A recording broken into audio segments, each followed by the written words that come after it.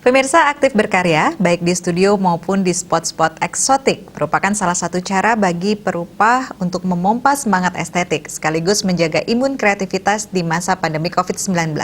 Dalam berkarya, para perupa pun menerapkan protokol kesehatan dengan ketat.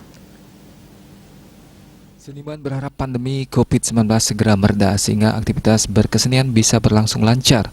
Kebijakan PPKM dinilai salah satu langkah tepat untuk memutus rantai penyebaran virus corona. Tetapi yang lebih penting dari itu adalah selalu menerapkan prokes ketat saat berkreativitas.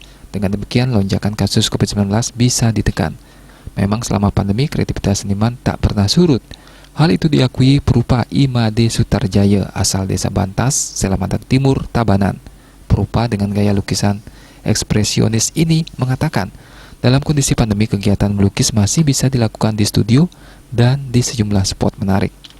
Bahkan sebelum kebijakan PPKM darurat diberlakukan, sejumlah pelukis berkarya secara OTS on the spot di sejumlah lokasi seperti di kawasan Pura, kawasan Puri, dan objek wisata seperti Danau Tamblingan.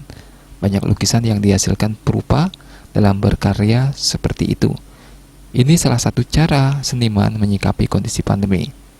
Tentu penerapan prokes menjadi hal penting. Di satu sisi seniman bisa tetap berkarya, di sisi lain seniman bisa menjaga imun kreativitas atau imun tubuh yang sesungguhnya. Terlebih melukis di alam terbuka, selain dapat menghirup udara segar, juga bisa menikmati pemandangan alam yang eksotik dengan hamparan sawah atau pepohonan yang menghijau. Anggota Maharupa Batu Karu, lulusan SMSR 1997 dan pemilik studio Betentieng ini berharap pandemi bisa segera mereda. Subratna Bali Pos melaporkan.